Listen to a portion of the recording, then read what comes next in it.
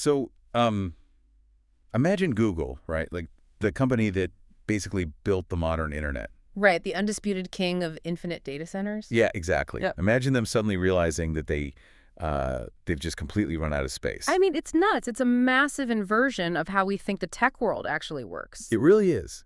They are so desperate for computing power right now to feed their new AI systems that they just agreed to pay a space company nearly $1 billion a month Just to rent raw servers. just to rent servers. Welcome to today's deep dive. I'm your host, here to help break all this down. And I'm your resident expert, ready to unpack the data with you. And we are so glad you are joining us today. Today is Monday, June 8th, 2026. And our mission today is honestly a massive one. We've got 24 hours of global news that is just wild. Yeah, we're seeing major physical crises across the globe, sheer panic on Wall Street, and some pretty chaotic realities in your local public schools. And the crazy part is that they are all bizarrely connected by the world's underlying tech and AI infrastructure. Right. So the roadmap for this deep dive is going to take you from these big geopolitical and natural shocks testing our physical world straight into the eye-watering economics of this AI build-out. Which is just staggering. It is. And from there, we'll trace how those massive tech costs trickle straight down to the classrooms in your neighborhood. But don't worry, we are going to finish with a genuinely hopeful, groundbreaking medical milestone. Yeah. Something to blow this chaos into perspective. We definitely need that palate cleanser today. For sure.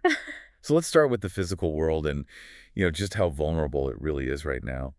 Over the weekend, a massive 7.8 magnitude offshore earthquake struck the southern Philippine island of Mindanao. Yeah, and the human toll here is just devastating. At least 32 people killed, over 200 injured, and it triggered some really serious tsunami advisories. And the footage coming out of the region is absolutely harrowing. Oh, it really is. There's this one video circulating of a school flag ceremony, Mm. and the ground just starts violently shifting beneath these children. Oh, wow. Yeah. The local Volcanology and Seismology Institute is calling this one of the strongest quakes the region has felt in over a decade. And, whenever we see a physical shock like this, we immediately see what actually holds modern society together. Mm. Because when the ground shook, the traditional mobile networks across Mindanao just went completely dark in an instant. Right, the concrete and the steel just failed, Exactly.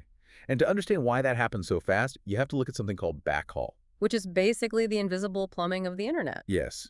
When we talk about traditional backhaul, we mean the physical fiber optic cables under the ground or the microwave links that connect the local cell tower to the main internet spine. So when an earthquake physically severs those cables, the tower itself is basically just a useless hunk of metal. Exactly. So rescue and aid groups in Mindanao had to fall back entirely on what is essentially our global digital safety net. They used emergency mesh radios and Starlink. Which is fascinating because this disaster is acting as, like, the clearest real-world stress test we've ever seen for low Earth orbit satellite internet. Functioning as primary humanitarian infrastructure. Precisely. When physical cables snap, the ability to bounce a signal up to a constellation of satellites in space and back down to a receiver, it becomes the literal lifeline for coordinating rescues. It forces a total immediate reliance on a digital fallback.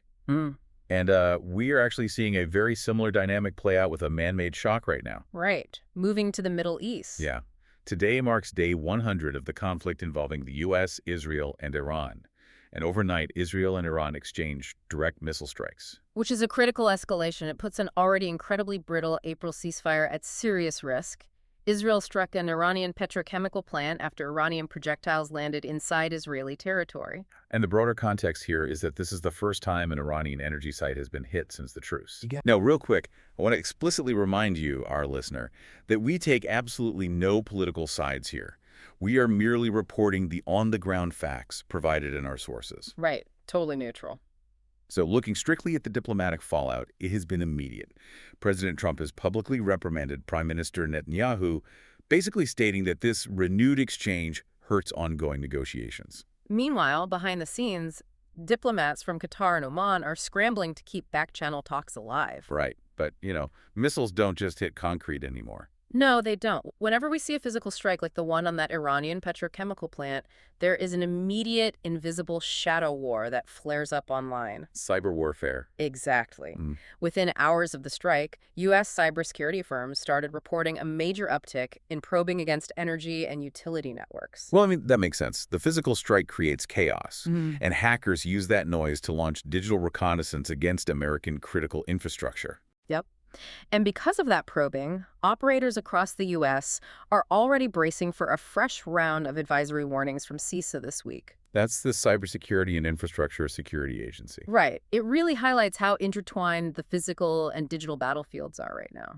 So if you think about it like a modern fortress, when the physical walls are rattled by earthquakes or missiles, it is the invisible digital alarms and fallback generators, like cyber defenses and satellite internet, that actually keep society from collapsing. That's a great analogy. But relying so heavily on this digital safety net brings us to a massive looming problem, the staggering cost of running it all. Oh, yeah.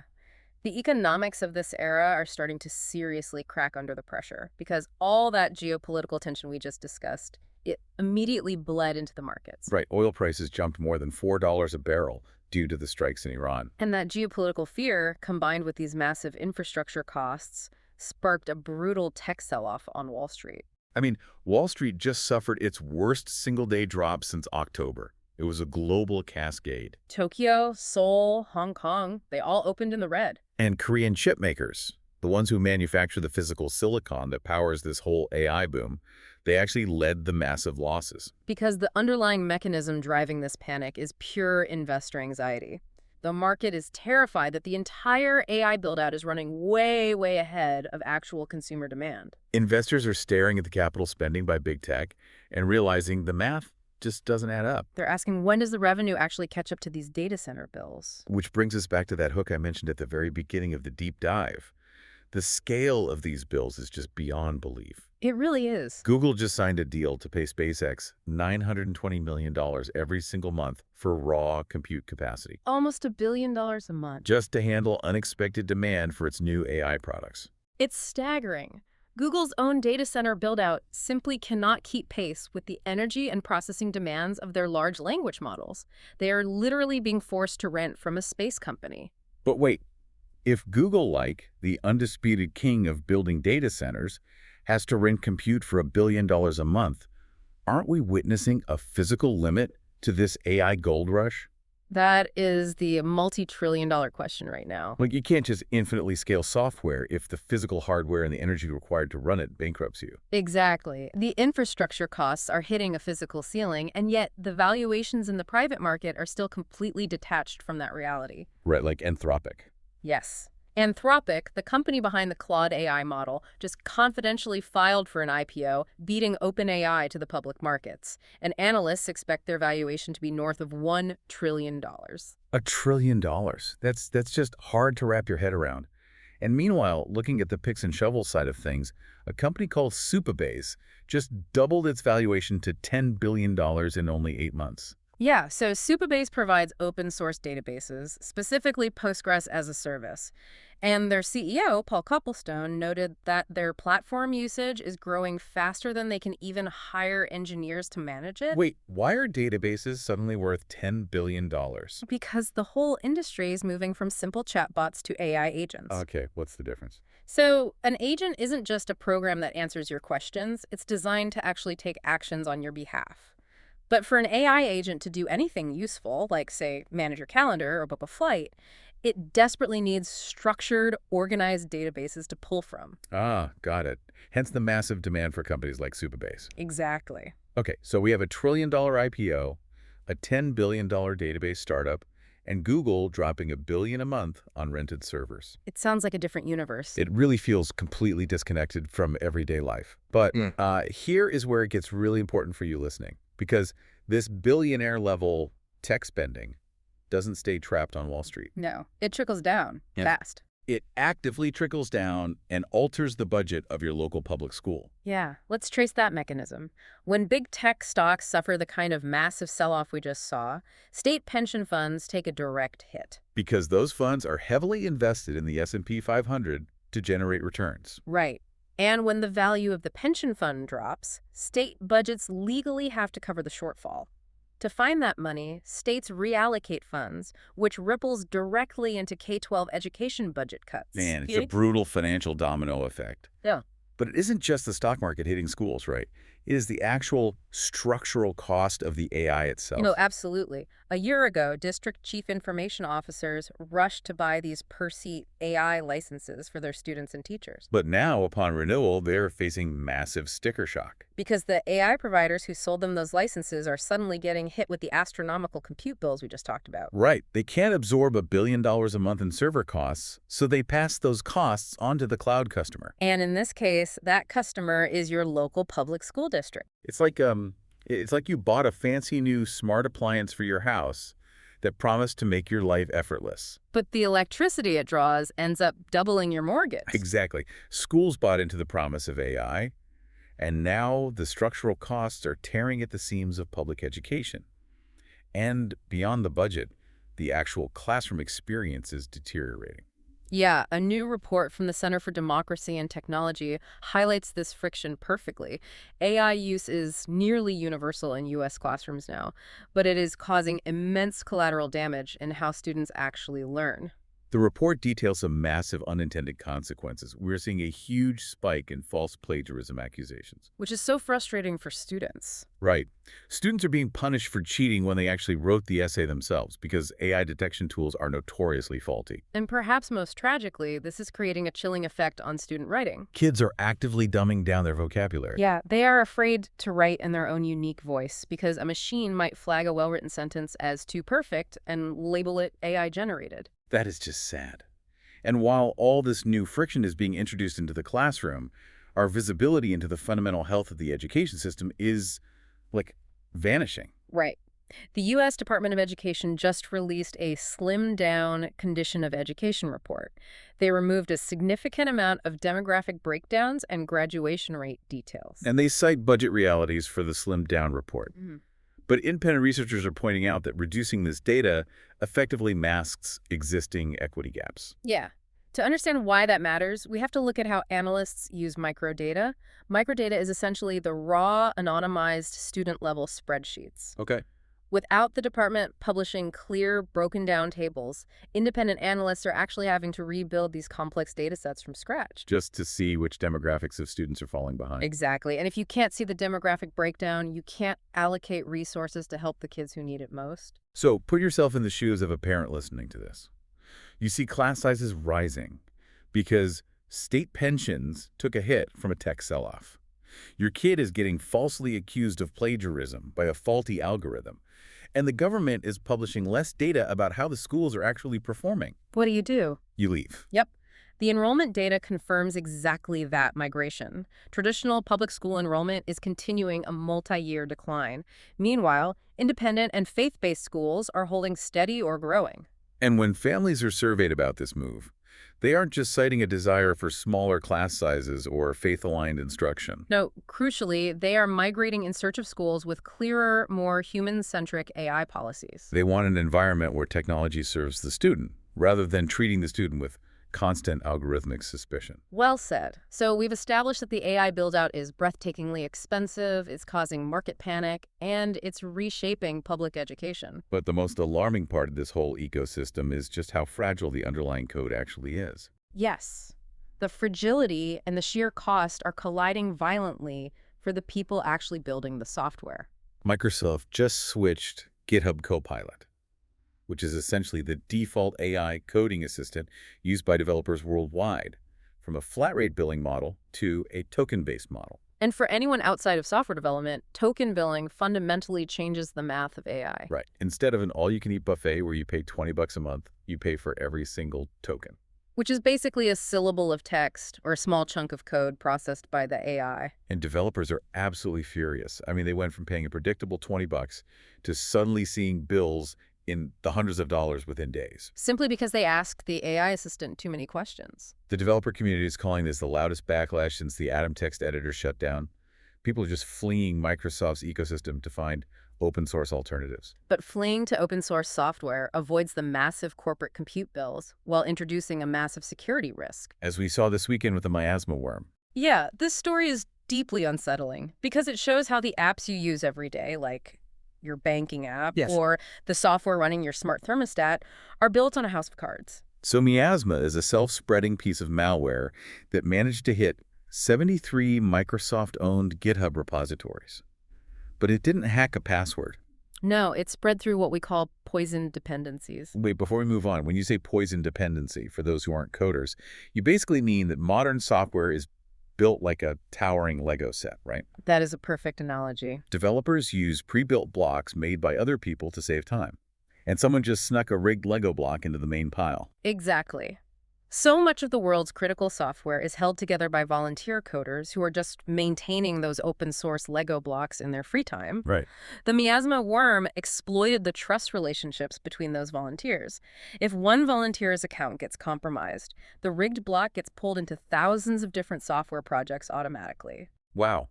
So Microsoft had to temporarily disable access to all the affected projects.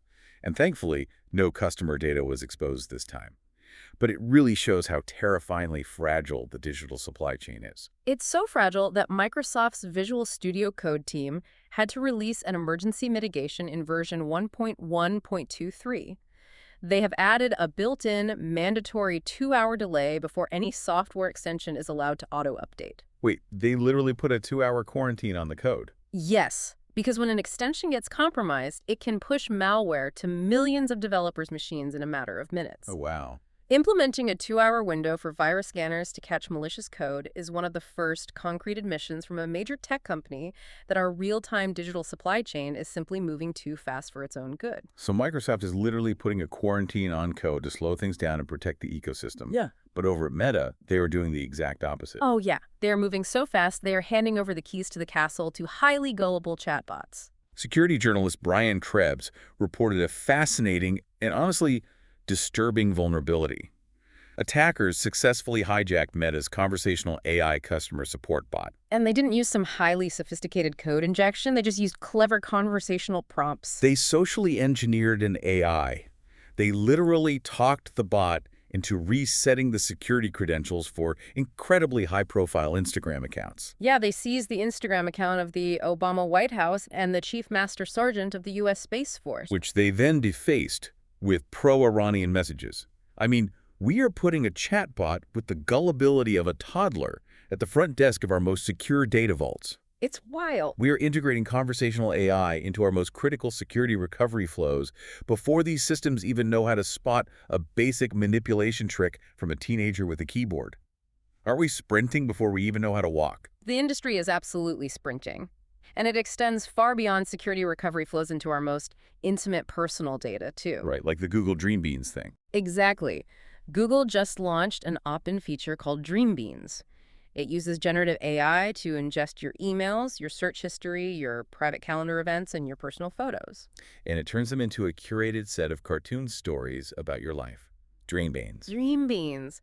Privacy advocates are incredibly concerned about the ingestion of that much intimate data just to generate entertainment. And meanwhile, the people actually using it on social media are calling the generated cartoons everything from delightful to deeply, deeply weird. Very weird. So, after talking about algorithms hallucinating plagiarism charges, massive compute bills draining public schools, and bots casually handing over the Space Force's Instagram account, I think there is something deeply grounding about a purely physical human victory. We definitely need a palate cleanser. Absolutely. So in the sports world, Nelly Korda just won the U.S. Women's Open at the Riviera Country Club. Incredible performance. She sank an incredibly perilous, highly clutch final putt to secure her second straight major championship. No code, no compute, just pure human skill under pressure. And over in college baseball, the Texas Longhorns swept Oregon to head to their 39th College World Series. Driven by a massive hit from Adrian Rodriguez and a closing performance by Sam Cosart. Yeah. Pure, simple, physical world victories. But, you know, the ultimate bright spot today, the story that actually justifies all the technological friction and chaos we've been discussing, comes from the medical world. Yes. Researchers at the University of Cambridge, alongside a spin-out company called DO Synvax, have successfully passed a Phase 1 human safety trial for a revolutionary new vaccine. And what makes this so groundbreaking is that the vaccine's antigen was designed entirely by machine learning. Which is just incredible. How does it actually work? Well, traditional vaccines usually target a single specific strain of a virus, right? Which means when the virus mutates, the vaccine becomes less effective. Right, like the yearly flu shot. Exactly. But here, the AI analyzed massive data sets of viral structures and designed what they call a super antigen. A super antigen. Yeah. It targets fundamental, unchanging structural features shared across the entire Sarbeco-coronavirus lineage. This is genuinely awe-inspiring. I mean, this isn't an AI generating weird cartoon beans from your emails. No, this is the real promise of artificial intelligence. By targeting the fundamental architecture of the virus lineage, a single shot could potentially protect humanity against future outbreaks of viruses that don't even exist yet. It compresses decades of slow, manual vaccine science into a workable, preemptive defense. It is the ultimate realization of what this technology can do when applied to the right problems. Which, leaves you with a final thought to ponder today. Let's hear it. If machine learning is now capable of analyzing biological systems to design a super antigen one that proactively protects humanity from organic viruses before they even evolve, how long until we use that exact same AI architecture to create a digital super antigen? Wow. A proactive immune system for our own technology. Imagine an AI designed to inherently immunize our vulnerable tech infrastructure from the very cyberworms, poison dependencies, and bot hijacks we discussed earlier. A self-updating structural defense for the digital world. Exactly. That is an incredible thought to leave on, because right now, our digital safety net is catching us when the physical world shakes, but it is clearly full of holes. If AI can patch those holes before the digital earthquake even hits, that changes everything about how we build for the future. It really does. Thank you so much for joining us on this deep dive today. We've covered massive ground, from the physical shocks testing our global infrastructure to the trillion-dollar bets shaping our classrooms. Keep questioning how the tools around you are built and stay curious. See you next time.